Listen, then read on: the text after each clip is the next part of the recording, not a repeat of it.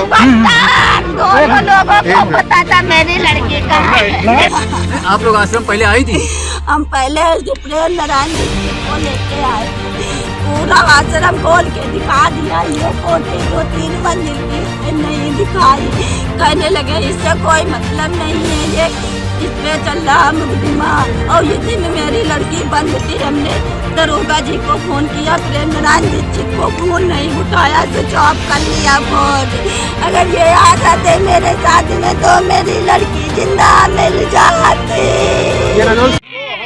योगी राज को बैकफुट पर धकेलने का सपना पाल रही समाजवादी पार्टी के लोगों को उस समय झटका लगा जब पूर्व राज्य मंत्री के बेटे द्वारा उन्नाव में दलित बेटी को अगवा कर उसकी निर्मम हत्या कर दी गई।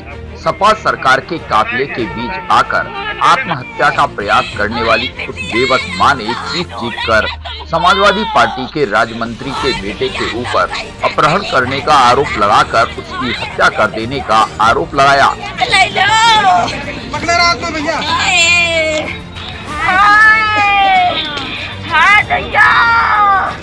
किसी को विश्वास न आया, सब यही कहने लगे तुमको रजोल सिंह पे कौन सा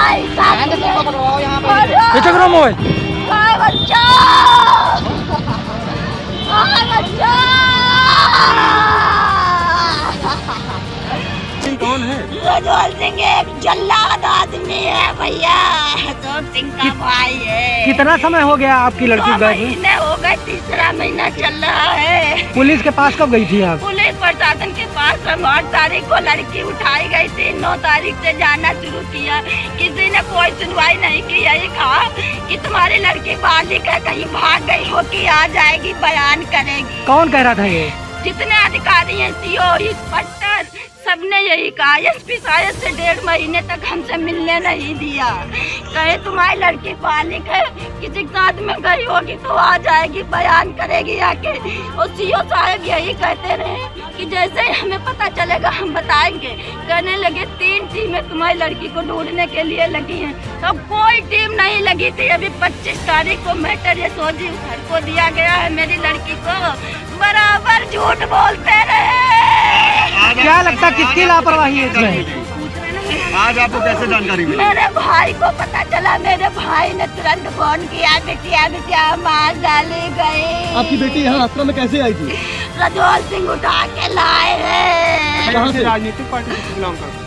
अब भैया हमें कुछ नहीं पता है। क्या लगता किसकी लापरवाही है इसमें? इसमें पुलिस की लापरवाही है भैया। पुलिस की इंस्पेक्टर कहने लगे तुम्हारा जरिया पैसे कमाने का, उससे पैसा तुम मांग रही हो। 4 लाख लड़की तुम्हारे पास है, और मेरा बच्चा मेरे पास होता तो हम क्यों इधर उधर घूमती है, कोना कोना छोड़ दिया। किसने कहा था ये? इंस्पेक्टर। जिसके बाद जनपद की पुलिस ने राज्य मंत्री के बेटे को सलाखों के पीछे भेज दिया। जब पुलिस का खुफिया तंत्र सक्रिय हुआ तो राज्य मंत्री के बेटे का दोस्त भी पुलिस की गिरफ्त में आया, और फिर वही हुआ जिसका जनपद उन्नाव की आवाम को इंतजार था। माँ को बेटी का इंतजार था, लेकिन माँ को मिली अपनी बेटी की गड्ढे में दबी हुई लाश।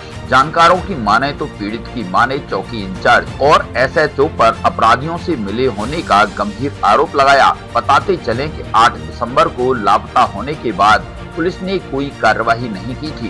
पूर्व राज्य मंत्री फतेह बहादुर सिंह के बेटे को आरोपी बनाया गया। पीड़िता की माने तो पुलिस ने पूर्व राज्य मंत्री के बेटे को बचाने की भरपूर कोशिश की। हालांकि सपा सरकार में पूर्व मंत्री स्वर्गीय फतेह बहादुर सिंह का बेटा राजोल सिंह फिलहाल पुलिस की गिरफ्त में है, लेकिन उन्नाव की बेटी जिंदा नहीं मिली। कोतवाली पुलिस ने गिरफ्तार किए गए युवक की निशानदेही पर दिव्यानंद आश्रम के बगल में पूर्व मंत्री के प्लॉट से युवती के शव को बरामद किया। लेकिन अब देखने वाली बात ये है कि हुकूमत में आने के लालाए दिख रहे सपा सरकार के मुखिया मृतका के परिवार के प्रति सहानुभूति में मोमबत्ती जलाते हैं या फिर राजनीति का ढिंडोरा पीटते हुए शासन प्रशासन को दोषी ठहराते हैं। उन्नाव से मंच न्यूज के लिए पवन सिंह की रिपोर्ट। अब एक डेड बॉडी बरामद की गई है, महिला की बताई जा रही है। किस तरीके की ये बॉडी है, क्या कुछ मामला है?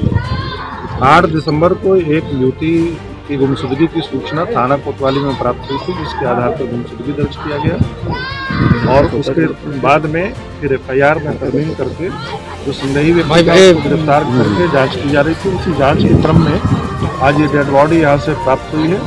इस डेड बॉडी का हम पोस्टमार्टम करा करके आगे जो भी कारण रहे हैं उसकी जांच करेंगे और इसमें जो भी व्यक्ति शामिल हैं उनके विरुद्ध कठोर कार्रवाई सुसंगत धाराओं में की जाएगी। परिजनों का आरोप है कि पुलिस ने मुकदमा देर में लिखा है। ये बात तो पूरी तरीके से ये सही नहीं है।